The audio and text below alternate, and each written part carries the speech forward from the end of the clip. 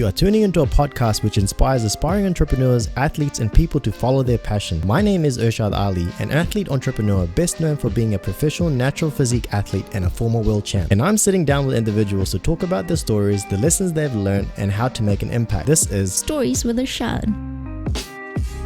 Welcome back to another episode of Stories with Irshad. I know it's been a while, but we're bringing one back with a very, very good one. Today on the show, I have a very important and a special guest. She is a businesswoman, an entrepreneur, investor, and an actual investor that invests, and also a traveler. Has traveled 42 countries and loves travel with a passion. Please welcome to the show, Renay Chand, aka Dut. Thank you. That was quite the welcome, which is really amazing to hear from you because you've accomplished so much yourself. So I feel like you made me sound like much better than I actually am. That was take two. Nobody knows, but yeah. So thank you for having me here. I know it's been a while in the making. It's been about 2 years since we've been planning to do this. So I'm really proud and glad that we've actually sat down and started it. So thank you for having me. Really excited to be here. Thank you for finally making it to the show. I'm so excited to talk about a whole bunch of stuff: business, travel, investment, and most importantly, advice and tips on people that are starting out maybe very early on in their life, in their journey. I suppose some people start very early in investment, business, and travel even. Yes, some people start later on in life. So there's something someone can take away from this episode that I feel that's going to be very beneficial for them to get another view on life. Totally. Yeah, I agree. And by the way, just to clarify things to the audience that is listening and that's watching this on YouTube, the video platform, when I said take two, I meant take two, not because I messed up. It was a technical error. just putting it out there.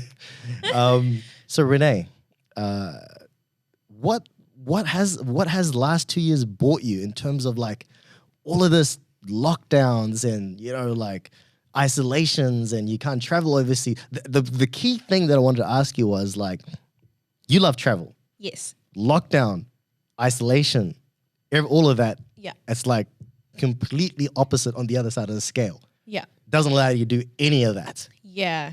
So how did you feel? What did you do most importantly? Because you're used to traveling like at least a few times in a year. Yeah. If not more sometimes.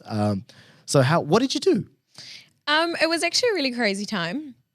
I think the craziest bit about it was probably having no control over everything. So I'm someone who likes to have control over my life, which makes me sound a bit of a control freak. Promise I'm not.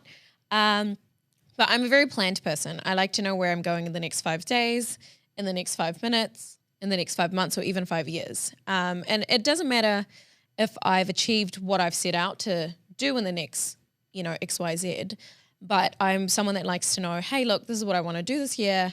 I want to go traveling, or I want to do, something, or get into a new hobby. So I think 2 years was quite crazy. I was supposed to get married, so my wedding got cancelled 5 times. 5 times? Yeah. And wow. I'm a super busy person, so I'm not one of those people who will spend a whole year planning my wedding. I just can't. I feel that it's so much time and I'd rather be productive doing other things. I'm one of those people that would rather, spend a short time on doing things, but making sure that I'm giving it all I've got in that time and pulling it off. And as everyone's busy, but I have so much going on in my life, so I have to prioritize. So I planned my wedding, a couple of times. And then by the time my wedding did come around, which in fact I actually ended up having 3, which is a bit crazy and excessive. I was there too, one of them. Yes. The only reason you weren't there for the other one was because it was during red restrictions, light. yes. Yeah, so we could only have 120 people. Yep. With Indian families, we have massive families, so that's another. But just some of the family couldn't even make that. Yeah. People, A lot of my family couldn't be there, which really, really sucked. But yeah, so my wedding was one of the things. So it got cancelled 5 times. So by the time my wedding came around, I did not. It was super well planned now because you had 2 years now extra to plan your wedding. And it was like that much more better than if you would have just done it? Or did it just end up being exactly what you had planned initially? So the lockdown gave you more time to plan your wedding? I think initially we really wanted to do a destination wedding, which we couldn't have. I ended up having a white wedding last year, which you were part of. which was supposed to be a small sort of legal wedding, and then it turned into this big white wedding affair. I planned the whole thing in 3 weeks. And I think that was just down to, I'm one of those people who just go, hey, this is what I want to do, and I'm just going to go ahead with it. So I'm not someone who will like plan and think and research and do too much thought into things. I'll say, cool, this is what I want to do, and just get on with it. So I did that in 3 weeks, and I got a lot of really positive feedback to say like, hey, look, like this looks like you put so much effort into it. But I just have to say the vendors were amazing at what they did. So yeah, so I pulled that off. And then my Big Fat Indian Wedding consisted of 15 events, which went on over March and April. And I had to plan all of them. I didn't really have trust in a wedding planner because I'd had one previously for the white wedding. Yeah. I think it's just putting another person in the middle, whereas I'm one of those people who knows exactly what I want. I'd rather deal with the person who's putting, this is what I want, they're doing the output, and it's just clear communication. Yeah, nothing's lost in translation. Yeah, and there's not sort of, it's just like having another person in the middle. I mean, I know they're super talented and they're really amazing at what they do, but I think me as a person, I just don't function that way. I just want to talk to the person who's going to do it. And I use the same vendors as, majority of the vendors that I used were the same as the one with my white wedding. So they're super world class. I knew that they get me. They know what I'm like. They know what my work ethic is like, and my personality is quite different. Yeah. So they pulled it off, and we're super thankful. So we didn't get the destination wedding. Where were you going to have it if you were going to have a destination wedding? It was between like sort of Italy or Fiji, and then we leaned more towards Fiji because that's where my family's from. Yeah. And Jazz loves tropical islands and all that stuff. So actually everyone loves Fiji, even Jazz's parents. So then we were thinking of doing it in Fiji. We were thinking maybe Italy. It was kind of, we love traveling, so it was really hard to decide. That's where I'm from as well, by the way. Yes, yeah. So it's a beautiful place. But, I'm just super thankful and grateful that we were able to pull it off in 6 weeks. Most people did not know that it was done in 6 weeks, from our clothes all being custom ordered from designers in India, and we, planned and designed and did everything so quickly. So I'm super grateful and thankful for everyone that helped us pull it off and make it look amazing. So I don't think if I had more time, there were minor things I probably would have changed. Yeah. But in the gist of it, I just sort of made it up as I went and thought, this is what I want to do. And I just made the most of the situation I had. So okay. Yeah. So you planned your wedding, you finally, when lockdown and everything lifted, you finally had the wedding happened. Yeah.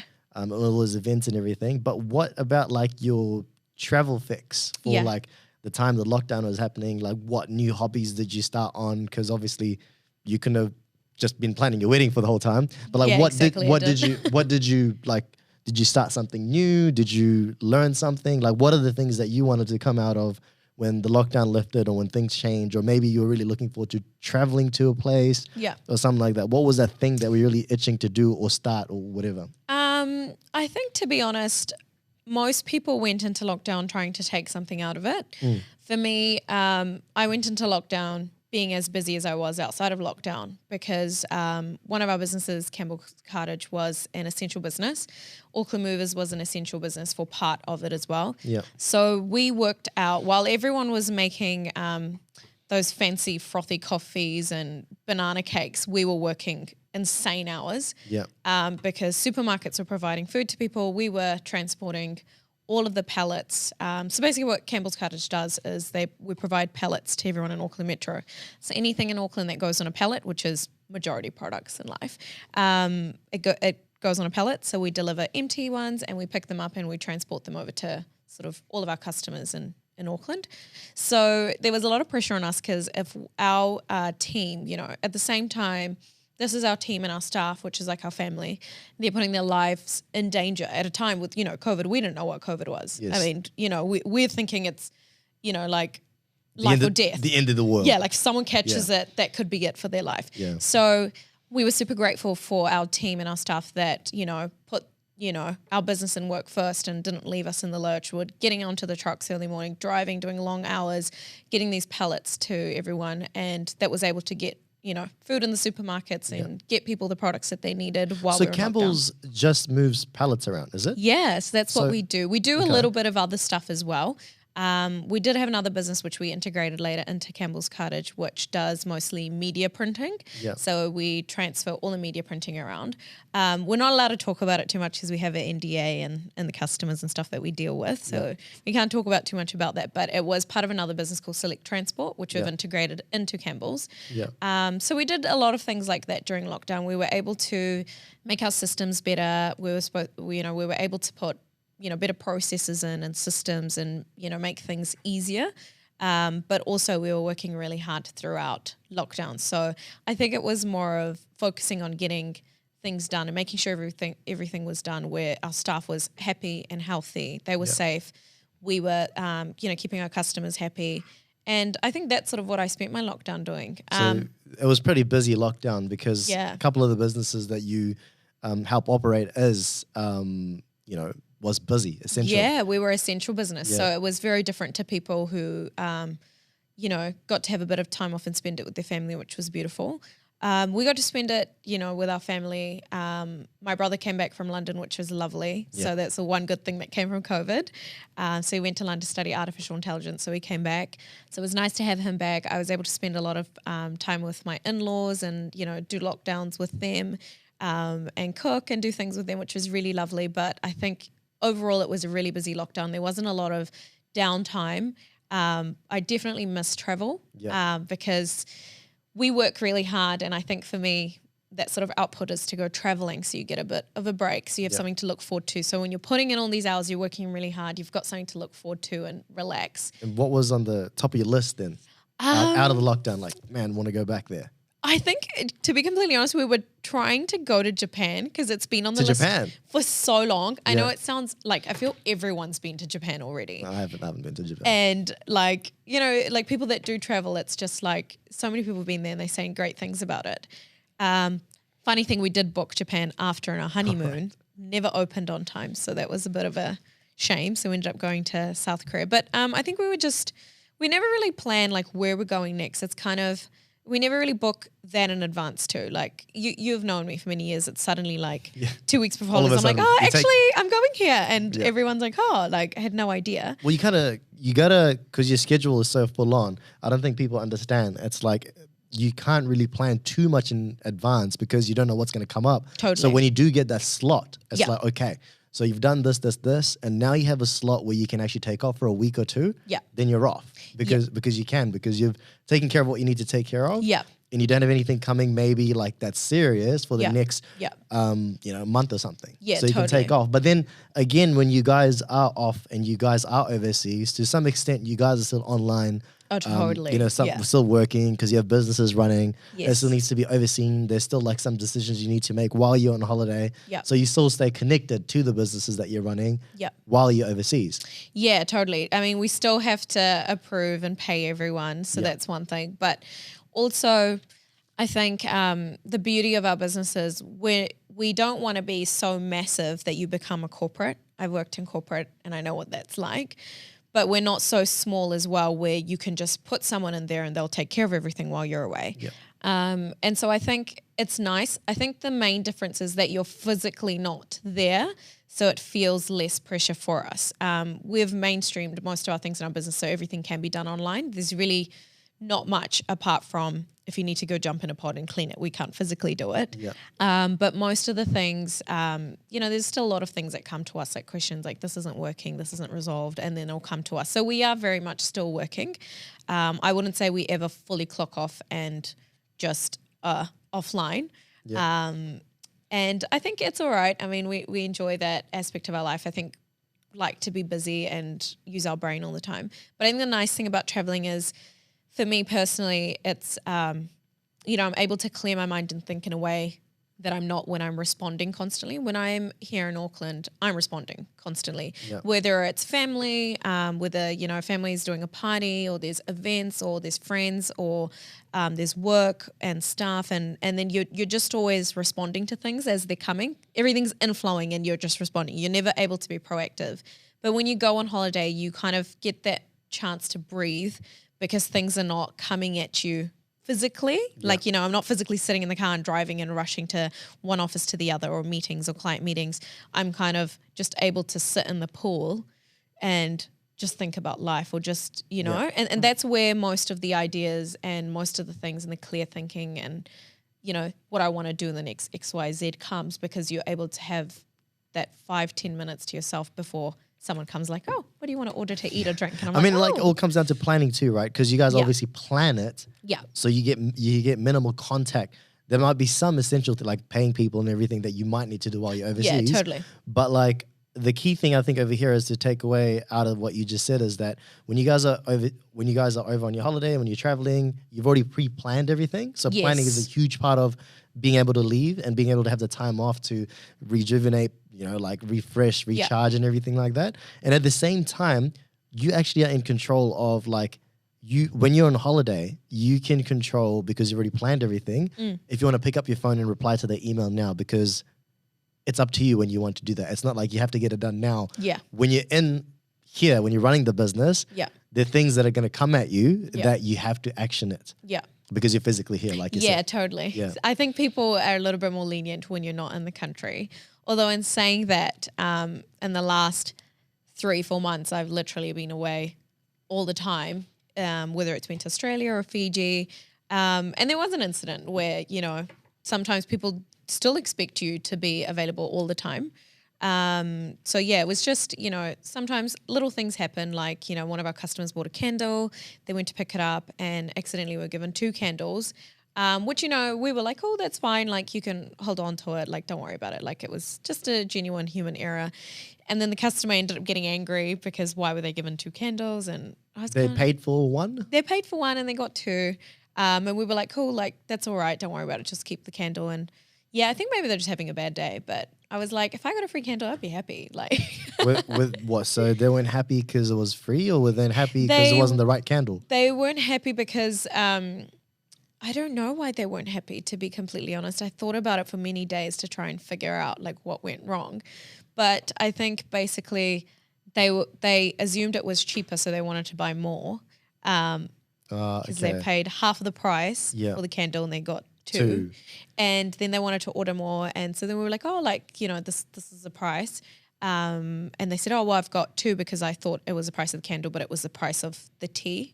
Okay. It's 2 completely different products. 2 different products. I see. You know, and like we tried to like help them and stuff, but I think you just can't keep everyone happy. People go through things in their personal life and sometimes they lash out on things that are irrelevant. So, you know, I mean, I think we did the best we could. We're like, just keep the candle and... Yeah. So the candle brand we're talking about for the listeners and the viewers is the one that's lit on this table over here. This one is what fragrance is this one? This is white chocolate and berries. White chocolate and berries. Yeah. Obviously, the listeners and the viewers can't smell it. We can smell it here in the studio. Yeah. It is rancherandco.co.nz. That Yeah, rancherco.co.nz is the website. Or you can even do rancher.co. And that will also redirect to the main website. So check them out. And that is one of Renay's creations / businesses she has. They have candles, they have teas, and they have beauty buds. And I'm sure I've missed a few things that you probably have online as well. Yeah. And they have the diffusers. That's the one that bath salts. Yeah, it was, to be honest, it's more of a hobby business that I did for fun. And then just sort of turn into a business. But to be completely honest, it's one of the things that I probably don't spend enough time on, is giving it the attention and love it deserves. But yes, I'm pretty packed. So maybe in the new year looking to... Well, here it is on the big screen for the people that are watching the video version of the podcast. So this is the website that we are talking about. So go check it out. You never know, you might find a candle that suits your personality or fragrance that you like. You have some cool fragrances there too. You have a Jack Daniel's whiskey. Yeah. Yeah. So how did that, like, what happened? Like one day you went out on town and you're like, okay, this imagine this as a candle fragrance. I feel candles are, I mean, correct me if I'm wrong, I think there's market for men as well now, but I feel they were very feminized, you know, and was a very, you know, women love candles, women buy candles, you buy candles to your girlfriends as gifts. And they're always very, you know, sweet, or, you know, the fragrance are things that typically, a woman would enjoy. But me, I've got a little bit acquired taste, I'd say, is sometimes like the perfumes I use as well, they are quite intense, so that it's not things that normal people would like, I guess. So I was just bored, I guess, and I wanted to do something different. So I thought, hey, why not make a candle that is, a whiskey smelling candle that is a nice gift to give. Like, for example, my husband's like impossible to gift things to because he's literally got everything. Yep. And if he doesn't, I buy it for him. So I thought, like, he likes candles, but then the scents are kind of, forgive me for saying this, but girly. And so I thought, he likes candles, he'll probably enjoy it. And so I made it for fun for him. And he loved it. So I thought, okay, well, might as well just add this on there and just see how it goes. But yeah, it's just, I think I just looked at the market and I thought there's not many candles for men there. Yeah. I mean, I guess then again, like men don't really go and turn on a candle, but it's just like a nice, easy gift. And when you go to someone's house, it's nice to have like the feminine sense, but to have a nice black candle that's, grey or black and it's got whiskey smell on it. Whiskey smell. That's interesting. So yeah, guys, check this out. They do have a sale on for Christmas and Boxing Day and New Year's. So you might just get yourself a good deal. And if you're looking for a present for somebody at the moment to buy, you want the house or you want them to remember you for what you got them and not just for a day. These last ages. How long does this candle that's lit here, how many hours of light time does it have? You'd definitely get about well over 100 hours, probably 110, 105 hours. So we put extra wax and scent into our candles. Yeah. Just because I think genuinely that's how I like it. If I have a candle, I want it to be strong. And yeah, so you get a lot of burn time out of it because we fill them quite close to the rim. Obviously a safe amount, not right up to the top. That's dangerous. But yeah, you'll get about 110 hours of burn time from this one. Nice. So check them out, get somebody a gift, and Merry Christmas it is. So Renay, you got your next trip coming up very shortly. Yes. Just before we wrap up the trip topic and we move on to dive more into you as a person. Yeah. Where's your next trip to? A lot of different things actually. So funny story, Jazz and I were 1 week in Melbourne, 1 week in Sydney that we had booked in for November. And then before that we were in Fiji for 2 weeks in September for his birthday. So we did 1 week with the family, celebrated with them. We were really blessed to have my brother and both of our parents come and join us. So we celebrated in Denarau and then we went to a private island for a week to just clear our minds and relax before we came back to the manic work. And I think we were just sort of not depressed, but not really enthusiastic about coming back to New Zealand and dealing with work. Although we had this Australia trip, it didn't feel like a holiday. It's like it's Australia. Yeah. It's fun, it's great, it's away, but it's pretty similar to New Zealand. And we go to Australia a lot of the time during the year as well. And so we were kind of just like in this secluded island in the middle of nowhere. It doesn't even have a name. It's near Bigger Island. And we stayed at Royal Davui and we were like, oh, I really don't want to go back home. Actually, we were standing on a sandbank. So there's this beautiful white sand thing that comes up during the day and they just throw you there with picnics and, with your picnic stuff and goods. And we were just like, it was just so beautiful. Like you have to be there to feel it. And we were just like, oh, I just don't want to go back home and we have nothing to look forward to. So the connection was pretty bad there. But we managed to book flights to leave Auckland on Christmas Day. Sunday? Yeah. Oh, so okay. we're flying out on Christmas Day. Okay. Because we just thought, there's really no point flying out after Christmas because our business is all shut. We will spend Christmas Day with the parents and fly out later in the afternoon. Okay. And the flight is cheaper too, so that makes more sense as well because we never planned, so we always end up spending so much on our flights. So flights are cheaper on Christmas Day. Not a lot, but a little bit cheaper. Oh, okay. Because I think generally people don't like to fly on Christmas Day, but we're like, that's fine. We get the best of both worlds. We'll celebrate Christmas and then the afternoon we'll fly out. Yeah. And it just works better for business. So we are flying out to Mexico for a week. So we're going to be in Cancun for a week in Mexico. Mm-hmm. And then after that, we're going to New York for New Year's and then going to Toronto for a few days because we've got a few friends and cousins there that we're just going to say hi to. And then after that, we're going to go to Florida and then do a massive cruise for about 8 days of the Bahamas. And I think the cruise ship that we're going on is supposed to be the world's largest one, which is super impressive. There's lots of amazing stuff on the actual cruise ship. So super excited for that. Nice. And then after that, we go back to Florida, do a few days there. And then I added on cheekishly, because we have to come back through Tahiti. Jazz was like, let's go to Bora Bora. And I was like, we've done that already. Yep. That's where he planned our proposal. And I thought, let's do something different. So we're going to do Turks and Caicos for 1 week and then we'll come back. So in total, we're going for 4 weeks, which is super exciting. Nice. Sounds like a lot of fun. Yeah, but it's a real change of weather. So I think it'll be a bit hard to pack for. Like usually we go to a warm place or a cool place. But here, we're going to New York for New Year's. So it's going to be snowing. Toronto's going to be freezing, and then Mexico's going to be warm, and Turks and Caicos is going to be warm. So yeah, it's going to be a bit hard packing, but it'll be nice 4 weeks away. It definitely will be 4 weeks of sound. How many countries is that? So what?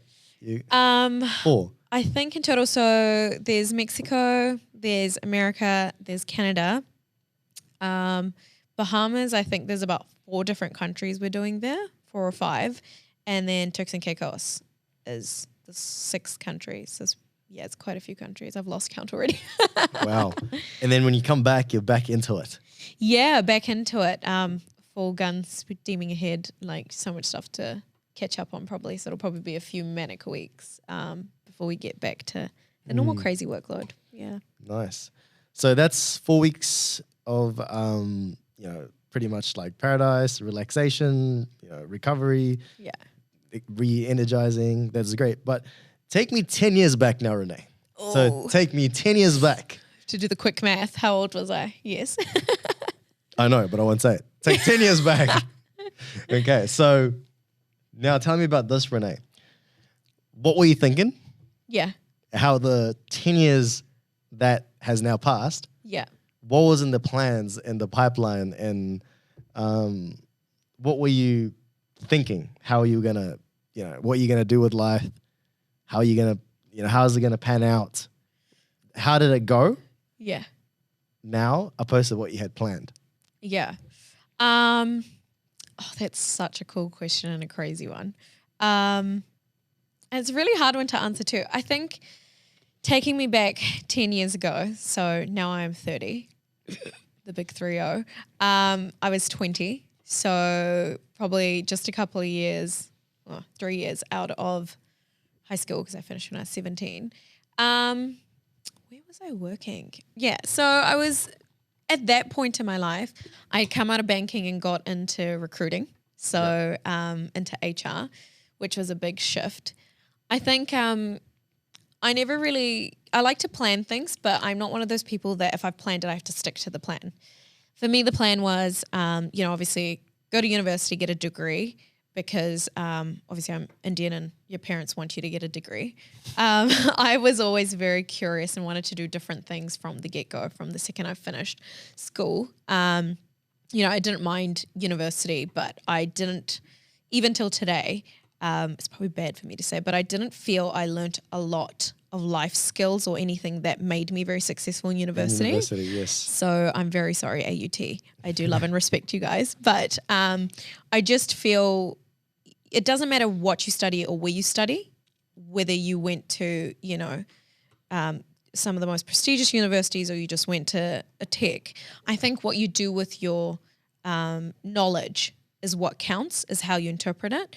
I felt that university was teaching me theory of these are theories and you take the theories and you can put them in real life. Yeah. For me, I started working when I was 16 in banking and I worked many years in banking. So I feel I learned a lot more about people skills and talking to people, relating to them, understanding real life situations of, banking and how much money people have in their accounts, educating people on how to invest their money or make the most of actually putting your money in the bank. Yeah. You got to make money off it. You're not just giving them your money for free. So a lot of the time people's mentality is putting money in the bank is safeguarding their money or that's something you're supposed to do or have to do. Yeah. So I, went into that really young. Going back a few years before that, my dad is a financial advisor. So when I was like 11, 12 years old, I used to, sort of help him fill in home loan forms and stuff. So I was always very curious in that sort of finance area and stuff. So it's kind of funny that I fell into banking went to university, and when I came out, when I went to university, I was doing commercial law and finance. When I finished, I ended up doing marketing, and instead of doing finance, I ended up doing marketing. And when I went into working, I went into HR. So I have a banking experience, HR experience. I've been extremely successful in sales, but it's completely different. So I don't think I planned it. I think I was just cool, get the degree, and then I went out trying to get a job in marketing. So I went to recruitment agencies, and the recruitment agency recruited you. Yeah. and it happened many times. Yeah. So I went to many recruitment agencies. They would always try and recruit me because I had this, sort of successful sales background and banking where I was in the top 3 of the country. And, I mean, those things came naturally to me. I wasn't trying to be a top salesperson. I just wanted to be more probably like challenged in my job rather than just, doing what I was doing. I wanted to help the person or go beyond and above and help them and find a benefit for them. And that's how it transpired.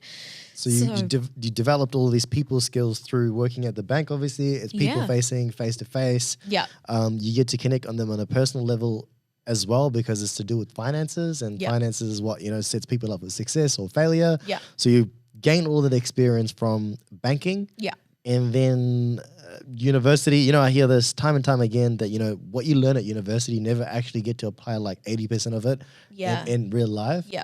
I just feel like the whole educational system is broken, mainly because they're probably teaching things that somebody wrote 30 years ago. Totally. Or something like that. Like even in the courses and things today for like real estate, for example, it doesn't even cover like core digital aspects of what needs to be done now in 2022. Yeah. Everything is like, from a perspective of like what was done 20 years ago. Yeah. So totally. University is good. Schooling, educational system is really good, but I think it teaches you more like to be organized. It teaches you, I guess, responsibilities, like showing up on time, going to your lectures, going to your classes. Yeah. It teaches you those kind of lessons. But I think the actual physical things that you learn, if you go by the books in the real world, you'll get walked all over. I think you can probably... Totally. There's so many people I've met in life that are extremely book smart. Yeah. And like, classic examples, when I worked at Coca-Cola, I went in and they asked me to do a lecture series for people that were doing their masters in HR and international business, which, I would have never thought that they would be asking me to do that. This is many years ago. So I went in and it was actually really eye-opening how like these people are so smart. Like they're way more intelligent than me, the people sitting in the room listening to me talk to them.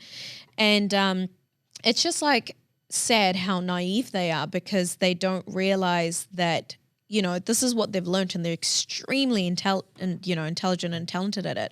But in real life, you need to have sort of personal skill set. You need to market yourself on LinkedIn and you need to go and make connections. You need to make sure you've got a CV. You've got to make sure you're marketing yourself as someone who wants to be hired. So a lot of these people were extremely talented and intelligent and, like on scholarships and all this stuff, but they were struggling to find a job or be successful in an interview because they're not necessarily smart at selling themselves, but they would probably be much smarter than the people that we interview and we're impressed by an interview. Yeah. But these people are the cream of the crop who, if they actually had a little bit of life skills or talent on how to sell themselves, they would go skyrocket. So I think, education is really important and obviously there's a value in everything, but I think it's about what people value and what they want to achieve in life. I find that schooling systems and all this stuff, firstly, I feel that teachers and doctors, these people are really unappreciated, which is really sad as a society. I think, when you need someone to help you when you're, your kids, like if you have a kid, who's going to teach them? We're not teaching them everything. These people sitting there teaching your kids maths and English and how to read and write. These people are teaching your kids something they're going to take forever. Yep. So I think that appreciation is really not there for the important people in our society. We say during COVID where we started to appreciate, medical staff, but how many times do people actually go and gift things to their GPs, their doctors, their vets? Because I definitely do every Christmas. And it's not you know, it's never going to repay them for what they do for us or to society, but it's just showing them that we care. So that's a sad aspect of it. But I think education is a little bit like life. They give you a little bit of everything that you need. They teach you common sense. They teach you science, maths, English, which you need all these things, maths, right? But they don't teach you how does tax work? How does economy work? How does a business run? How does debt work? How does debt work? How you can use debt to get rich. Investments are great, but you got to know when to invest and when to pull out. You know, so they don't teach you a lot of these things. And I think basically what school teaches you is they're going to give you information, but until you don't research and try and find the topic and learn yourself, you're not going to be successful. You get graded on things where this is a project. Go and research and pull back something that's different. So life is the same. We know how to do maths, but people don't understand tax. Yeah. People don't understand GST. People don't understand so many things. But if you apply your own knowledge and you go and find it out yourself, rather than relying on someone to give you that knowledge, that is where you find the 10% of the really successful people who have actually gone and worked harder and tried to find more knowledge. Yeah. So I think that's the problem.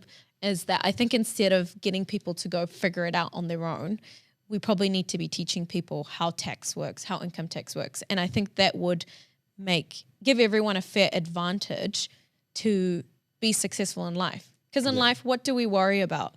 We worry about earning enough money, how much tax we're going to get charged, paying for the roof over our head, paying for the food that goes in our mouth. But how many of us actually know what's in the food? You know, I mean, so much of the food is processed. There's sugar, there's carbs. So I think it's the educational piece that I think we probably need to keep the education in society, but change what we're educating on. I think in high schools, we need to be teaching people about, you know, real life things like rent and income and tax and GST and economy and how businesses work, how they benefit in a country. So I mean, don't get me wrong, like we do need smart people to go to high school, to go to university, to become obviously like a pilot, to become a doctor, to become a lawyer, engineer. We need all of that. That you need to go to university for. And that is probably, so the people listening or watching, don't get me wrong, university is important if you're going to do those roles. You can't be uneducated and unqualified and go try build a skyscraper. Like cut me open and do my surgery and have my degree. I'm like, nope. So those people, I feel they probably use more, if not and some, right? What they learn from university, because you need a qualified person to fly the plane that's gonna, you know, take you to your next holiday destination. Like your lawyers, I mean, those things are different. You know, I did commercial law, so obviously what I learned in university, I would not have learned. You know, just going into the real world, you'd kind of get kicked a couple of times and bumped before you found out how the law works. But I mean, in terms of what I studied and what I ended up doing in my life, I didn't feel a degree would have helped me get where I did. And some of it's pure luck too. Sometimes people get lucky and they get really good opportunities. But luck. So you believe in luck? I do believe in luck. I definitely do believe in luck. I think everyone has a different type of luck. But I think... so tell me your take on luck. What is luck to you, Renay? I actually think that you can create your own luck. I think that if you're genuine and you're real, you have a good heart and you do good things for others, good things will come to you. That's my mentality on luck. Is that luck or is it karma though? A little bit of both, I guess. Luck is You're really stumping me here now. I think it is like karma, but you see, I think you can create your own luck too. You've got to believe in yourself as well. And if you put in the effort and the work, it's got to come back to you. In saying that, I feel I put in a lot of work and effort and most of the time it doesn't come back to me. Sometimes I'm just like, why is this happening to me? But I think you can. I think there are definitely people that get really lucky. Like if I look at nowadays versus me 10 years ago, it makes me sound like a dinosaur. But, you know, I feel growing up, I felt you had to earn everything. Like you had to have credibility. If you're going to talk to me about finance, you better have worked in it or studied it. Or you've got to have experience, or you're a multimillionaire, you're super successful in real estate, then you talk to me about it. But I feel nowadays it's very different. Like some people are so incredibly talented and lucky that they don't have that credibility, but they've been able to use things like, you know, social media and... Social media is a lot of hard work though. Yeah, exactly. Yeah. And it's really impressive that these people have taken something like social media Yeah. and they've become a guru in the topic that they don't have necessarily years and years and years of experience in. Yeah. But they've been able to articulate what, some people might find common sense, some people might think it's, oh my God, that's amazing. And they've been able to create so much success from it. Yeah. So I think it's really interesting. Like some people create their luck like that. They put in the hard work. They take something they don't know much about and they go to social media or they go, online, create a website, start a business, and they do extremely well. So I think it's like a learning curve as well that, they created their luck rather than waiting for it to come to them. Like, that's a lot of the time people look at me like, like I'll share my, view on luck. Yes, please. So like luck, a lot of people see me and be like, oh, this guy's so lucky. He's got this. He's sponsored by this brand. He's worked with this company or whatever it is as an athlete or whatever it is. He's lucky that he's in shape. I've heard like all kinds of luck things. But then I think about it, no, actually, for me, it's not personally luck, I don't think. Like I've genuinely, like for example, being sponsored by Balance like 8 years ago or something, like when I got sponsored by them, people be like, oh, lucky you got sponsored. But they don't actually realize the amount of work that I put in to actually be sponsored by them. Like, submitting an athlete CV on to, I think it was 200 something people that also applied for the Balance sponsorship when I did initially. And there was like, Black Sticks and all of these other well-established players and people that went and applied for the ambassadorship deal with them. I did as well at that time. And then I went to multiple interviews for that. And the way I presented myself, the way I proposed to them, the way I pitched to them, pretty much all my learnings through business and everything, I brought out into pitching for an athlete ambassadorship deal with them. Yeah. And then I got sponsored by them. And then, like now here we are 8 years forward. I'm still like one of the main athletes for Australasia. Yeah. People look at me like, oh, you were lucky to be sponsored by them, whatever it is. But then they don't know the things that I went through. Yeah. So I guess, although one thing I will say, somehow it did work out to be was in the whole process was that I was competing at a bodybuilding show. Yeah. And that somehow it happened to be sponsored by Balance. Right. Right. And I used Balance products before I was actually sponsored by Balance as well. So at that show, there was the brand manager of Balance happened to be there at that show. That she was there for the setup and everything, and she was going to leave. Shout out to Stacey. She used to be the brand manager at Balance. And then she was the one that obviously they brought me on as an athlete. I bumped into her and I said, look, I was going to, how do I get sponsored by Balance? She told me what I needed to do. There's a form that you fill out. I sent the form. I went for the interviews. And long story short, I got the sponsorship. But maybe had I not have bumped into her, I probably still would have applied for it. I don't know if I would have got the same result, but then again, I went through the same process. Just because I bumped into it didn't like speed up anything. Yeah. I still went through the whole thing, the whole 3 interview process for it and everything, shortlisted and temporary contract, main contract. But then what work I did before that, the competitions I competed at, the work that I put into the gym, the food and the dieting and the training. Yeah. I don't think that made me luckier. It just made me ready. Yeah, I think you're right. I think luck is like, I don't know. I think it's like a magical way of looking at an achievement. Like, obviously we know the hard work we put into things. And even these people that, are doing the social media stuff, they're putting in incredible amounts of work. But I think luck is probably a magical way of looking at an achievement to go, wow, they're so lucky. Have you heard that saying? The harder you work, the luckier you get? Yeah, I have. Yeah. Yeah. So I don't know. Because I like to say like, oh, yes, I've had luck. But when I heard you talking, then I flash back to all the hard work and all the tears and the sweat and the sleepless nights and, all the hard work that I went through, which I think people don't really talk about it. I think it's people that go through the hard work, I think it's just an easier way to turn around and go, oh, luck is what it is. But really, I think you've hit the nail on the head with it. It's actually not luck. It's a lot of hard work. A lot of hard work. Consistency, dedication, and like it's kind of like torture sometimes because sometimes it's so much hard work. It's not working sometimes, and then it suddenly does work, and you forget about all the torture. It's kind of like PTSD. You just go, oh, luck is easier to say, but I think you're right. It is probably hard work. It's not really luck, but some people are lucky, like. I don't know. But I guess it's driven by experience. Like, for example, what I said lucky is you go play the lotto and then you win like. oh yeah, I don't have that kind of luck. You know, no that's what you way. call lucky. It's. I mean, to some extent, if some people like, if you've never played lotto, if you never do any of this kind of stuff, and you go do it one time, Yeah. and then you just win, that's totally. luck. That's what you call luck. That's complete luck. But I also feel being at the right place at the right time. Had you not met Stacey, those opportunities may have come to you, but maybe at a later stage. So I think sometimes it's a bit of a destiny and luck and hard work put together kind of thing. Destiny's a interesting. Oh God, one here now. we go. So destiny. So is it destiny or probability? Do you think? I think. So probability is one thing. Destiny is another thing, right? Yeah. So when people say they're destined for something or it was destined to happen, is I it think that or it's is this that they probability? manifested it. They believed in it happening and it happened. Probability, yeah. Because like, okay, say for example, I get a deck of cards, right? Yeah. I shuffle them Yeah. and then I pick out 4 random cards. Yeah. So it could be King of Spades, 2 of Hearts, 4 Yeah. of Clubs, and 10 of Diamonds, Yeah. right? Is that probability that it ended that way, or was it destiny that I was supposed to draw Nah, those that's cards? probability. So in the world right now, there's millions and billions and trillions of outcomes of different decisions that are people that are making, right?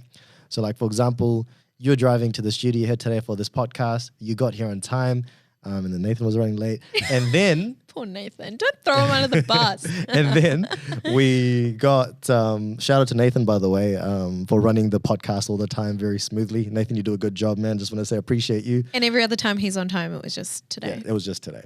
So, and then you get a flat tire and you didn't make it here on time. Was it destiny or probability that you ran over something that popped your tire?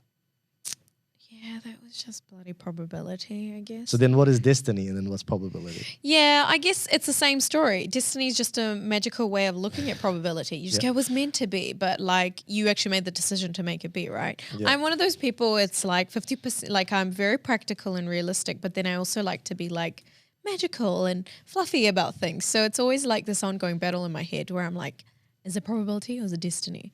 But it's just a nicer way to look at, you know, probability. Yeah. Then like we know in our hearts it's probability. Yeah. In our mind, we know it's probability. In our hearts, we're like, it was destiny. So it's kind of like a brain and heart, Yeah, it was like... mind versus matter kind of thing. having this conversation with somebody, I think it may have been my mum. Somebody fell from like a building or something, and then he got away with no broken bones, no nothing, and just like a couple of scrapes, and that was it, and they survived. Or something it was, rather, she was telling me. I was kind of 50-50 listening. And then she said, oh, it was, what does she say? It was it's like a biblical term. It's not coming to me right now. Oh yeah, I think I know what you mean, but it's not coming to me either. And then I'm like, no, I don't think it is. I'm like, is this probability? It's like there's millions and billions of ways that you could have fallen. He just fell away that happened to be that he didn't get hurt. Yeah. It's nothing like... It's about believing in like a higher power, I guess, being like, did someone save him and all that stuff. Do you believe in that? Like... I'd like to sometimes, but I don't know. I think...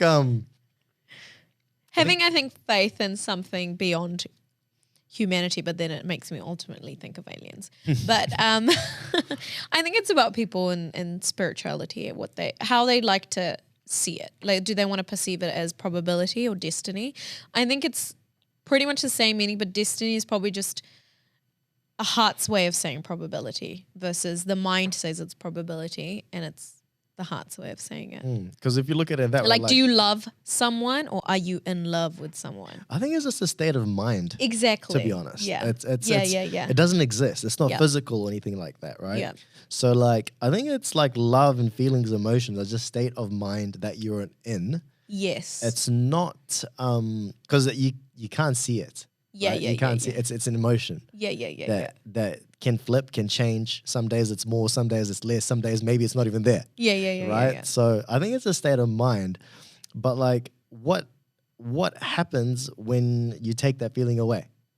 Yeah. Then you become back to purpose. So like you take that feeling of, oh, it's not divine, or it's not whatever it is. You know, Yeah. what happens then? then life becomes boring. Yeah. So I think that's why people look Yeah. to like, the end, heaven, hell, and Yeah. et cetera, et cetera. There's like an end goal for stuff, I Yeah. guess, to make them feel better. But I personally think maybe there's a strange way of looking at it, is that I think all of those kind of things is actually like shielding you, like, it's clouding your vision from the main purpose in life, to be honest. I think like we're here for some reason, some purpose, yeah. but I think like all of these other things are just like layers you from seeing the actual truth. Yeah. Because we obviously are here for a reason, Yes. Yeah. right? Like we just don't exist because we exist. Yeah. Or do we? You know? Yeah. So totally. that brings me to one of the things that, what is then something that you are curious about in life at the moment? A question that's on your mind, something that you are looking into, something that is a newfound hobby, or something that you're just very curious about? Yeah. That's a really tricky one. I'm like a super curious person in general. Like Jazz and I are the same. Like we go on holiday to these really nice places. And then like we'll just be sitting there and suddenly like be like, oh, I wonder what the cost to run this place is. I wonder how like much it costs to build this building. And then we'll just start calculating and, like doing a research. So I think we're very curious in that sense, that I'm just curious about everything in general. But I think, to be completely honest, I'm probably looking for something new now because I feel a bit bored and I feel like I want to find something to be curious rather than being curious about everything in life. I'm kind of looking for that new sort of purpose or something that I can be curious about and I can sort of, focus all my attention into it. It's just a little bit hard when my attention's being pulled in so many different directions all the time. Okay, let me now simplify it for you then. Yeah. Oh God. Here Okay, we go. your business is gone. All your business is gone. Yeah. All your responsibilities gone. Yeah. Is this you and everything? And if money wasn't a factor in the world anymore, so like you didn't, money didn't motivate you, money didn't drive you, money meant nothing, and all it was time. Time was currency. Yeah, I think, to be honest, in Like, general, how I live life is money doesn't really matter. I think how I see life is I measure it by success, how I feel. So do I feel that I was successful in something I did? Because money is, if you want to make money, it's very easy. You just look at how you can make profit and you do that. Yeah. But for me, I like to live a meaningful life. If I'm going to make some money, I don't need to make that much money. I can make some, but the way I made it is more important. But if I like think if money you take wasn't, everything out, like you're saying, you take everything out, I think it would probably be to do. what would you do? What is that one thing that you'd wake up to do every day and you'd be okay with doing, and there was nothing to quantify you by that you're successful at it, you're not successful at it. There's no like number to put to it how successful I you are. reckon probably. What's that one thing that you'd do? Probably like charity and education. Like probably start a charitable organization. So one thing I've always like been obsessed with in life is doing something where I could raise funds and make a difference and help people that need the help. So I don't know what it would be in the charity, but I think that's the one thing that I want to do in life. Like I think ultimately the goal is, like I said, is not to have money for myself, but is to have money so that I can help other people with the money, is sort of how I see life. So I think probably a charitable organization would be something that I'd look at. Like kids or? I think when you go into charities, do you like kids? yeah, I do. I love kids, but I love the fact that they're not my responsibility when they're upset. Other people's kids. Yeah. So I love my nephews and I love all my friends' kids. They're so gorgeous and I love them. I'm sure like one day, if and when it happens, and I'll obviously love my kids too, but I love kids. But I find that when you deal with kids, it's like even more heartbreaking. It's almost like dealing with animals because sometimes it's hard to see the logic through everything. Like I think it becomes so emotional, and I'm quite an emotional person, so I feel I'd find it really hard to just work with kids. I'd probably want to work on, I haven't looked at it obviously in much detail, but I'd probably look at, whether it's a type of illness that needs education in the world, for example, invisible illnesses, which people don't know, that there's a lot of illnesses which are really severe that people live with and go on with every single day. And like you would never know if the person didn't tell you and they didn't say like, this is what I've got and this is what it actually is. A lot of the time I've heard a lot about it. So I've done a lot of work with Rotary and Rotract, and I've met a lot of amazing friends, and I've met people through that have heart conditions, that have got, all sorts of things that are going on that you could never tell, and they're extremely successful. They've always got a smile on their face. So I think probably something that would educate people about that, and also share other people that are going through a similar thing, because there's not a lot of communities for that. Like there's a whole focus on whether it's cancer or whether it's diabetes or certain aspects of illnesses. But I think invisible illnesses is really interesting, because it's something that someone has that you can't tell until they speak about it. That's true, right? Like these days, especially with social media, I think more people spend time online watching other people's lives or watching content online in general. Totally, yeah. Than like speaking to people about their own problems, Like one funny thing was I was saying, I can't remember who I was saying it to the other day. I found a really, really thing was like I was looking from the outside and I could understand and I could see it. Like a lot of people that I saw online, the World Cup finals was on between Argentina and France, right? Oh, yeah. A lot of like so many guys specifically, they were more concerned about Messi's career than their own. Yeah. They're like, oh man, we wish he wins the World Cup. He deserves it. He has such a good career. He's accomplished this. Yeah. The way they speak so passionately about Messi's career, of what he's accomplished, and he deserved to win the World Cup. Yeah. And in my mind, I'm thinking, man, you guys, man, when was the last time you looked at so closely at your own career? Yeah. So much energy, so much passion, so much love. Yeah. So I was wanting to do what you want to do. So I found that really, really funny. Yeah. That would come out and speak confidently about that. Yeah. Instead of speaking about themselves, that, like the same way. Yeah. Like, hey, look, this is an issue that I'm having, blah, blah, blah. Can I get help? And, I need help with, to do whatever it is. Yeah. But they're so driven by what you can have some too. Yeah, I'm having some. So yeah, I found that really, really funny. Yeah. So what do you advise a young person starting out, like say, they just finished high school, going to university. Yeah. They might be just starting university, halfway through university, could be even like say, okay, in one of those stages. Yeah. And they want to get into business, they want to start something, they want to do something. What is something that's helped you and how they can also get started? Yeah. So when 10 years fast forward, where Renay is, they can look back and say, okay, this is what Renay said that I should have. Like what is something that you would advise them to do to get started? Yeah. And maybe a thing that you would have changed to make things better now. Yeah. Okay. So I think, to be completely honest, like I worked in corporate world. So I worked at high corporate companies. So I worked at, Coca-Cola, Heineken, PwC. I used to recruit at Robert Walters for most of the, largest companies, and, putting people that work in accounting. I've recruited for law. I've done banking for many years. So I think for me, having that corporate job, because a corporate job is like a box. Yes.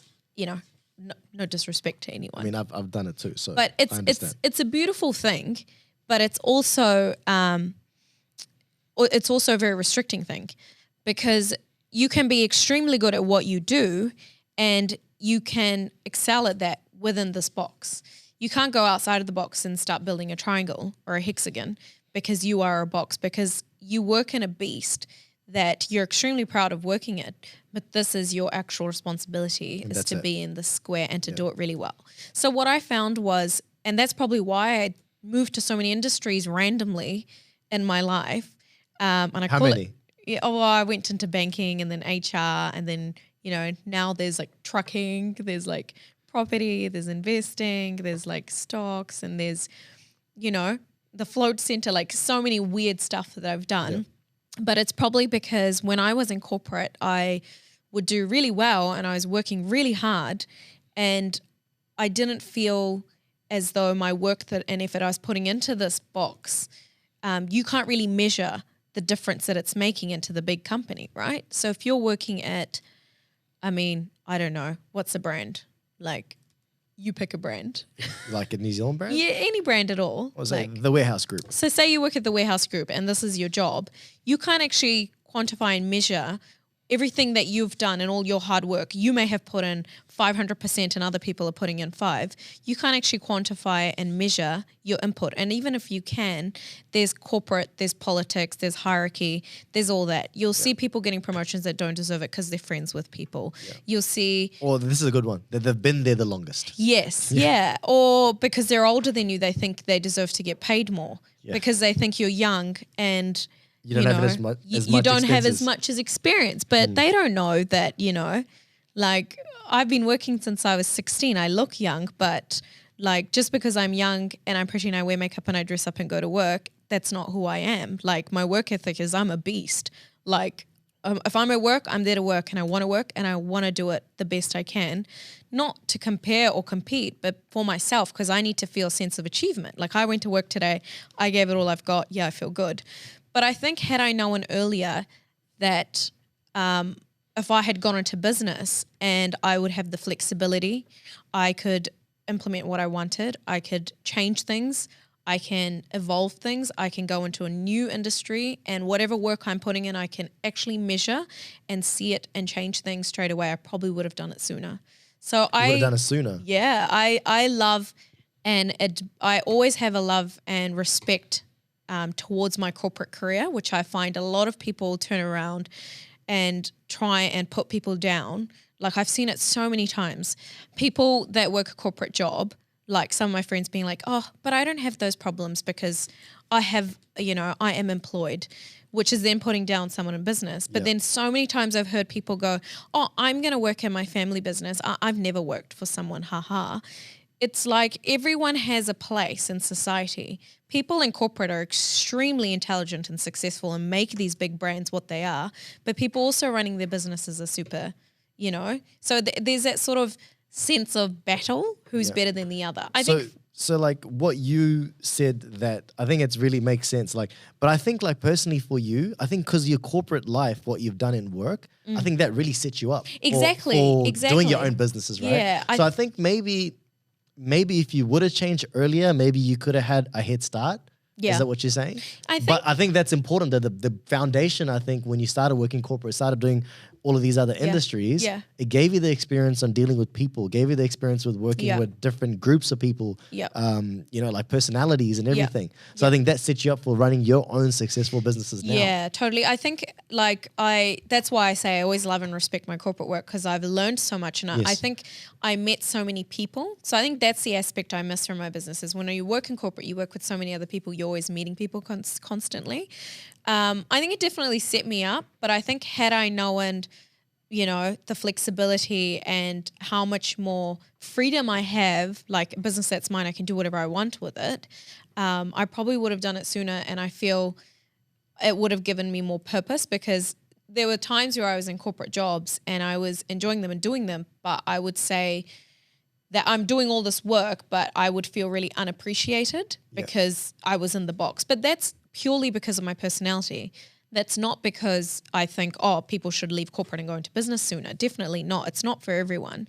And I think also business is glamorized. It's definitely not as, you see the good stuff. You see us when we're having our Christmas parties and we're gifting and we're doing all that stuff or when there's marketing going on. Nobody sees the grind. Nobody sees you up till 4 a.m. writing emails, doing things and trying to figure out your life and plan, your next day and running around.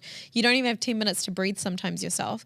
But I think for me and my personality, I would have not taken that step had I had sort of that transition period. I met my husband who's never worked for anyone. He's always run businesses all his life from a young age, similar to me, started working really young, and that's what he's done.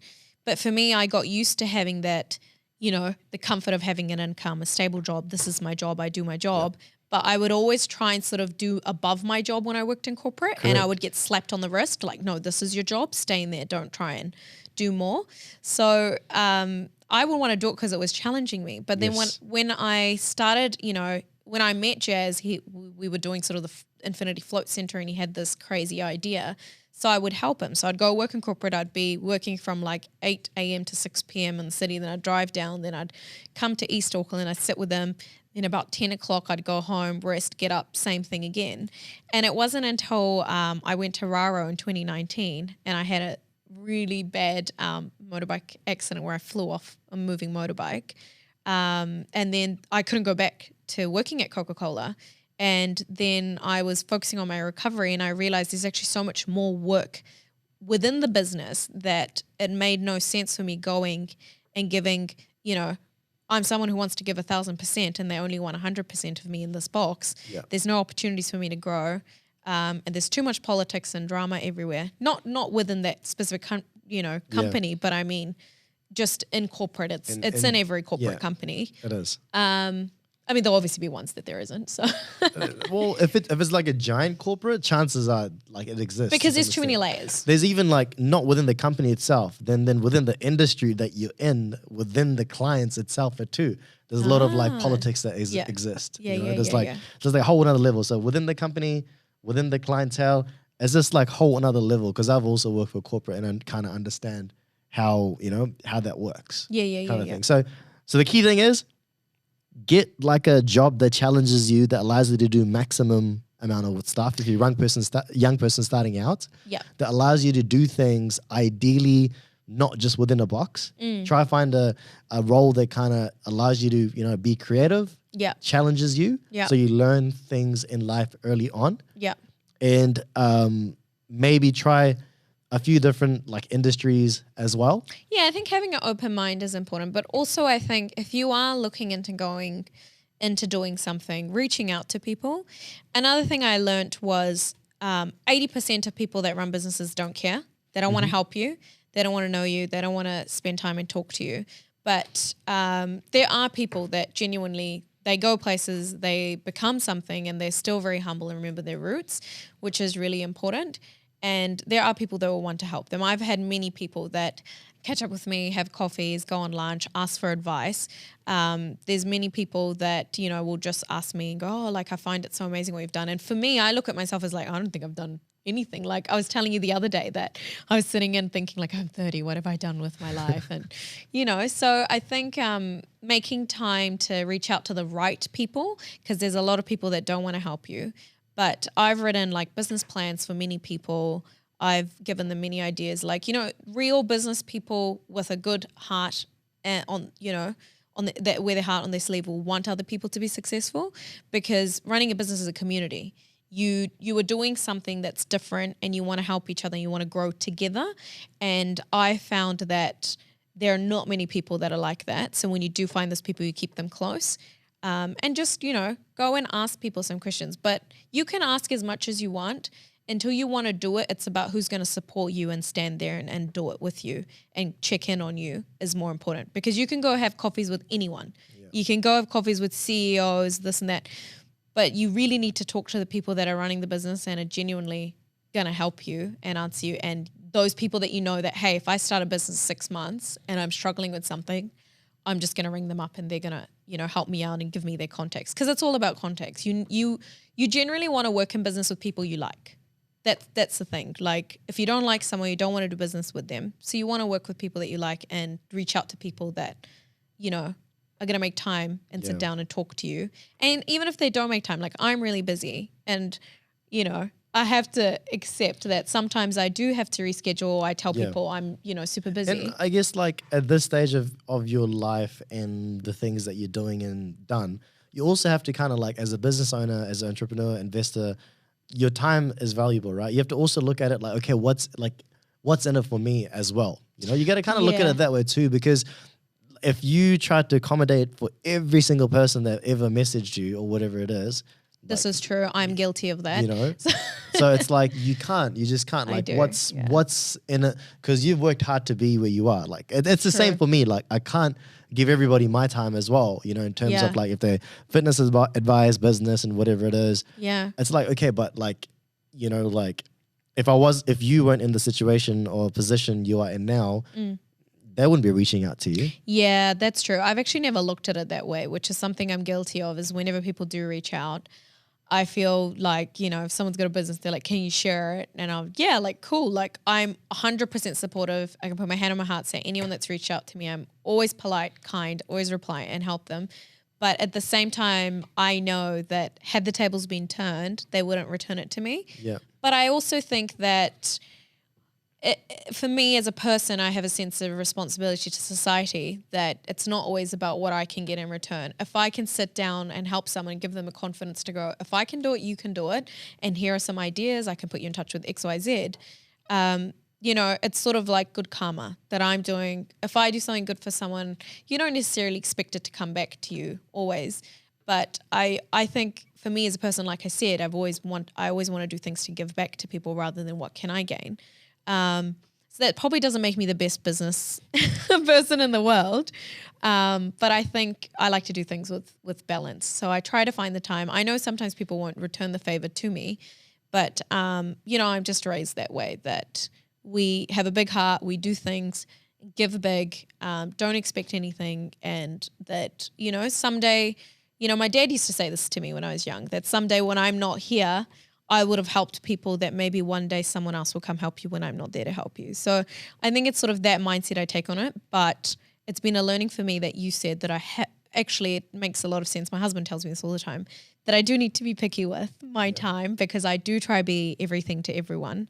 And it's so hard because I never have time for myself anyway. That's the thing. I was just going to add that when you take away time from you, yep, to give to somebody else, yeah, you have no time left for you. Exactly. That's what I was just about to add. And I don't have any. Yeah, that's what I was just about to say as well. Because it is tricky. Like you do want to help people that one day maybe they can help somebody else or come back to help somebody that is one of your loved ones. Yeah. But at the end of the day, I think like sort of the world we live in today, everyone's time poor. Everybody's just out there to get what they can get for themselves. Totally. I used to be that person too that try to help anyone and everyone that can for fitness and whatever it is, and coaching and advice, and like there's like even now sometimes I would offer as much value as I can to them in whatever way I can, in whatever part of their life as I can.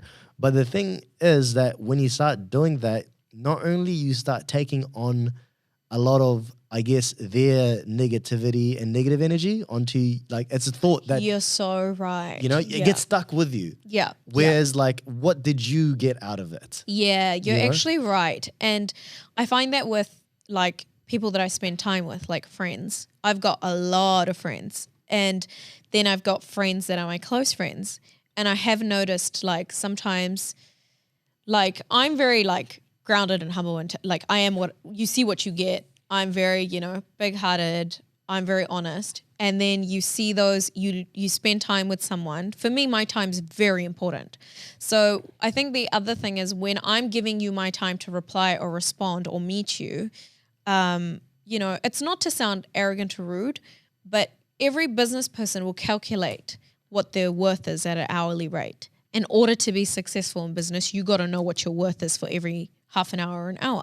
So if I give you my hour or if I give you my time, for me, like you said, my time is more valuable than money. So if I give you time, that's me showing you an ultimate form of my love to give you my time, right? Yeah. So I think you're right in the sense that people don't appreciate it because they don't value their time as much, or I don't know what it is.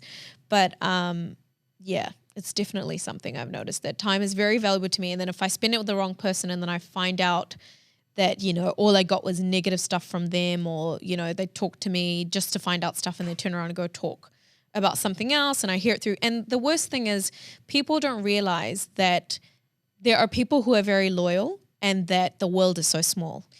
Anyone that talks to anyone about me, it's always going to come back to me. It always does, because even people that might not even be loyal, they're going to tell me just to get in my good books. So it's like, just be real. Yeah. Like, don't waste people's time. And if someone gives you time, just respect it. That's the main thing. Yeah. Yeah. So young person starting out, start early, work corporate, and or anything that allows you to be creative. Absolutely. Respect the corporate world. You learn so much. You get so much connections and networks through it. Try ask for help, but try add value in return for I to never somebody. thought of that. Yeah. So like I guess like what I've always tried to do whenever somebody that I looked up to, if I asked them, can I get whatever is coffee with you, whatever it is, I gotta add value somehow back to them. Totally. In something. So I guess if you're a young person and you need help with something and you don't know what to do, if you're asking for like Renay's time or something. Ask for something in return, like how can you add value to them as well? Because they're going to add so much value to you that you're going to take away. Yeah. So maybe just offer to come, help make some candles for a couple of days. Yeah. That is so sweet. I think know, that's so the best something like advice. that. Yeah. So like if you start looking at it that way, I guess like, you know, the world will be a better place because you're doing something for them. They're doing Totally. something for you. That's not Totally. one way. Because, man, like, you know how it is like with health and fitness and everything. Everybody wants to look good, feel good, Yeah. whatever. They'll ask you, they'll call you or whatever it is. Friends, family, cousins, whatever it may be, close friends. Yeah. A lot of people will ask you a whole bunch of stuff. You will take your time out and like, you know, actually tell them what it is, whatever it is. Then they'll go buy somebody else's. Not that I was wanting them to buy a plan from me, but at least follow the things that I told you to do. Yeah. You know? Yeah. But then they'll go like completely somewhere else to get something from someone else. And then they'll come back after the fact, oh, it didn't work. It didn't work. Yeah. You know? It's like I've seen that in digital marketing so many times as well with people. Yeah. Friends, family, whatever it is, gone off to do something. It doesn't work for them. They've burnt a lot of money, whatever it is. And by the way, young person starting out, I highly recommend maybe if you want to work in multiple industries, digital marketing is a cool way to do it because we get to work with so many different products, brands, you know, unique things that we work on. It doesn't feel like the same day every day. Yeah.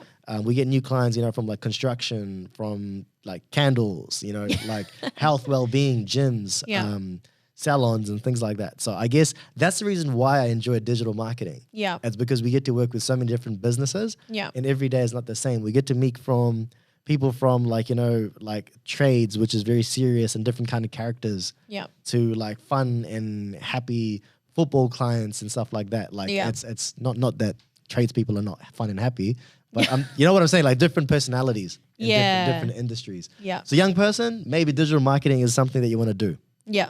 That's a good idea. So Renay, before we sign off, what has been your life's biggest learning? Like finish it off on a high note, on a positive note. Oh my God. I mean, it can be something that was negative, but you turned into positive. Yeah. Or something like that. Like, what is that one thing? Yeah. I think life's biggest learning is that you're always going to be judged, and like people are always going to judge you, even if they say they won't. I am someone who is a zero judgment person, even if I hear things about people and I go in and don't judge them. But I think as long as you always know people are going to judge you, and you can only do so much to change their judgment, like you got to stop caring about what people think about you and just do you. So I think there's a lot of people sit day to day and they think about, what are they going to think if I do this? What are they going to do? If, you know, like what are people going to say if I go into this industry, if I do that for a job? But I think you just got to stop caring. Like for me, the best advice I received in my career was my manager when I worked at Robert Walters. And he said to me, you know, he took me to the room and he would talk to me and he said, like, you're very smart and I know you can do the job. Like, I know you're going to be really successful. But he said, you know, people are going to judge you the second you meet them, because I was meeting all the CFOs of, you know, these big corporate companies. He said, the first thing they're going to see is, oh, yep, she's young, she's pretty, yep. And that's what they're going to remember you for. So it's your job to give people something to remember you for. So you've got to make sure that you share your knowledge with people when you talk to them, not just be face value. So I think that's my life's biggest learning, is that I was very oblivious to that. Like, I didn't think that's what people thought of me. I thought that people take a genuine interest in what I'm saying. Yeah. So since then, I've noticed that whatever I talk about, I make sure I'm going the extra mile so people can understand and respect there's more to me than face value.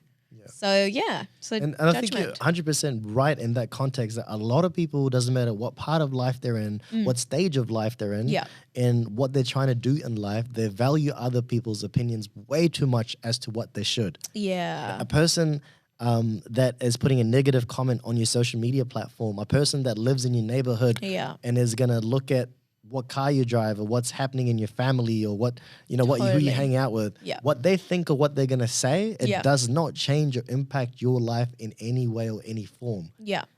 Especially like, you know, a lot of online bullying, whatever it may be, whatever people say, it used to bother me too. It used to, like, when I first got started on social media, this whole athlete thing, it used to bother me. Why do people hate me so much? Why do people say negative? They hate you, but you're so sweet. That's the thing. Some people, they dislike you. Yeah. Because you're just doing well at the thing that maybe they wanted someone else to do well at, Yeah. or they want to do well themselves. Yeah. So they try to nitpick the negative things, or like the not so flattering things about you, whatever those little things might be. Oh yeah, and they'll just make up stories and Yeah. all sorts of I stuff. mean, that bothered me at the start. So maybe like 12 years ago or something. Yeah. But then over time, I started feeling like sorry for them, because I'm like, man, these guys must be very low and sad in their life to be able to take the time out Yeah. to go on someone's social media account, to take the time to look at their content, and then to leave a negative comment. Oh, and they leave negative comments Yeah, on you it. should, like negative comments, negative messages. People, I get like a lot of it all the time. I really don't get people who can do that. Like even like on the Herald, they'll put something, they'll put something, and then there's people attacking the person, or, like I'm like, okay, fine. Have you not heard? If you can't say anything nice, don't say anything at all. Like, you don't need to put negative stuff on people's, Yeah, there was this, And you wouldn't do it in person. Yeah. If they met you down the road, they No would way. never come say it to your face. No way. So then what makes it okay to do it online? Exactly. Yeah. Actually, Harold, that reminds me. I left, like, there was a comment about Messi and this boxer guy on You're like, let me quickly cover myself. like I put so I genuinely didn't know who this boxer guy was, right? I read the thing. It was supposedly some famous boxer from Mexico, right? Or something like that. And then I put a comment on, and he was apparently put a tweet up on Twitter that he was going to punch Messi in the face Oh my God. because he got a Mexican jersey and Messi was taking his boots off and he accidentally touched the jersey with his boots on the floor in the changing rooms. And he put up a tweet saying, oh, Messi's using the Mexican t-shirt with the Mexican flag on it to mop the floor. Oh my God. And they made a whole article out of it. Yeah. And I just put a simple comment, who's this person? Like the person's name, I think was like, I can't remember the boxer's name. whatever. Who's this person? Yeah. That was my comment. And then I got so much hate on that. I mean, some of them I can't even tell you. I got so much hate on that because I use my athlete page to usually interact on sports things. Yeah. So I got so much hate on that. And then when I looked up the boxer, 14 million is a lot of followers, Yeah. but Messi's got over 400 million followers. Yeah. And I was like, the point I was trying to make was more people are more likely to know him Yeah. over that boxer. Yeah. And if you guys are, they were just making such negative comments towards Messi. Oh my God. And I was genuinely asking, who's this guy? Yeah. And then I got I think 36 something negative comments. So I think it's just people have too much. The people are very opinionated, and I think social media is just easier to attack people through. So that's a very good life learning though. Do not care what people say or think of you. Yeah. Live life and make decisions what you want to do. Whatever you want to do, because if you're gonna think about all the time what people are gonna think of you, you're closing yourself from your full potential. And whether it be a positive outcome for you, whether it be a negative outcome for you, at least it's your decision and you live either the consequence or the reward. Yeah. And I feel like it's the most important part is if that decision is yours and it's not based off of what someone else thought of you. Yeah. And I think to always stay humble too. Like, always remember who you are. There's some people that you meet and you're just so mind blown that they've achieved so much, but they always stay true to who they are. Yeah. And then there's some people that get, a little bit of success and they completely change. We're all humans. And the end of the day, nothing matters. No little level of success or money or fame is ever going to change you. It's always about who you are to your core, and staying true to yourself is the most important. I don't think money, fame change people. I think it only exposes who they really are. Yeah, true. I think that always existed within them. Yeah. Is now that it's fully come out. The ego. The ego, the whatever it may be, right? Yeah, right. It's it's not because money doesn't have a mind. It doesn't have a thought, doesn't have anything. It doesn't really have much value. It doesn't have it doesn't have something that money's not a thing that talks to you. So it can't make you change your mind. Yeah. You are the one that was always that person Yeah. that is now It's just accentuated there. showing the reality of who you are as a person. Yeah. Money, fame, any of these things that people say, oh yeah, he got famous and he changed. We'll see when you become super famous after this podcast. Hey, Nathan, we'll go check. No, but that's the thing though. I feel like money doesn't change people. Fame doesn't change people. It's You're the right. people that were always that. Yeah. You give $100 million to a person Yeah. that is good, Yeah. they will do good. Yeah, that's true. You give $100 million to a person that was good. Yeah. Now they do bad. It's money that hasn't changed. Yeah, it's that the money person. remains the It's same. the intent. Yeah, It's the person. yeah. So on that note, Renee, share one thing with us just before we sign off. Something that you've never shared before. Something that nobody knows about you. Something that we're only going to hear it today on this podcast. Oh my God, I hate questions like that. I think something I was talking about it earlier, actually, and I've never told anyone, but I have this really weird talent where I listen to songs and I somehow just know the lyrics after I've listened to it twice. So Jazz calls me a jukebox because literally I can listen to any song, whether it's like rap or R&B or like anything, even Indian music or even Punjabi music, even though I don't speak it fluently. Like I just listen to things and I remember it. So I thought it was very normal and everyone can do that, but Jazz gives me real anxiety about it. So But Jazz knows about that. Something that nobody knows. what does Jazz not know about me? I feel like I'm such an open book. There's nothing people wouldn't know about me. Come on, give us some of the spice. And if Jazz doesn't know, then my dogs know about it. People, I said. That people don't know about it. My dogs are a person. How many dogs do you have, by the way? I have 3 now. 3. Yes, Any it's more a on the way? madhouse. No way. When the little one's naughty, I always like threaten him to put him on Trade Me again. So yeah, I hope SPCA doesn't show up at my doorstep. I don't know. What is something no one knows about me? I think it would probably be my mindset. That nobody knows. I hope nobody knows my mindset either. I don't know. I think I'm bipolar, to be honest. Like, I think like I'm this really nice, happy, friendly, bubbly person. But then I think if you like work with me, if I'm in work mode or you catch me like off guard, I'm like completely different person. 100% sure Jazz knows about that too. This is really hard. Maybe we have to have like a second session so I can think about it. This is one of those. Give me some examples because you would have asked people this question before. I'm like, some examples of something no one knows is that sometimes at 2 a.m. I go and eat the Nutella out of the Nutella jar and then I end up like putting something else in it and putting it back and everyone thinks it's full but it's not. So what do you put back in it? Like there's like some basic, not a Nutella one, but a chocolate spread and I just put it in there. So whenever Jazz opens it, he thinks there's Nutella in there, but I just buy a new one every time and hide it under So you eat Nutella at night time? Yeah. Do you brush your why- teeth after? Yeah, of course I do. Okay, good. But that's why I look the way I do probably. Well, Good there you job, go. There you go, guys. You heard it now. Renee eats Nutella at 2 a.m. in the morning. Yes, when I'm stressed. Jazz, mate, you haven't been eating Nutella. It's something else, so you better get that sorted. Yeah. Well, Renee, thank you so much for coming on the podcast. Really appreciate your time. I know you're a very busy person. And I wish you well for all the businesses that you're running and all the future ones that you're going to run too. Safe travels when you travel to those 6 countries that you said for those 4 weeks.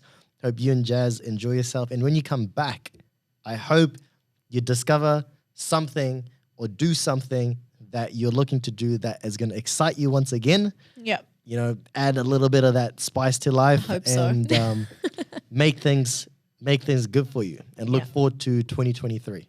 Perfect. Sounds good. Thank you so much for having me.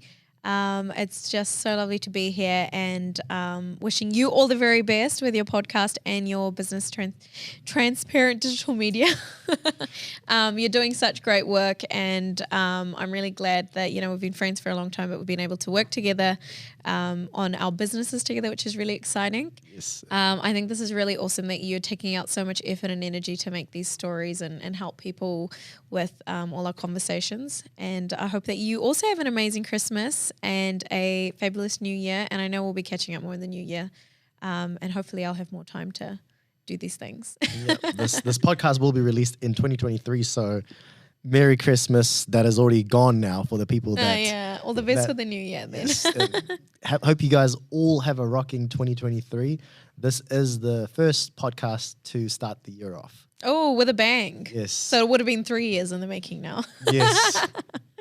Cool. Awesome. Thank you so much, guys. Well, thank you so much for tuning in and appreciate all of you. Hope you took something away from this podcast and something that was really useful that you can apply in your everyday life. As always, thank you so much for listening, watching, and I will catch you on the next one.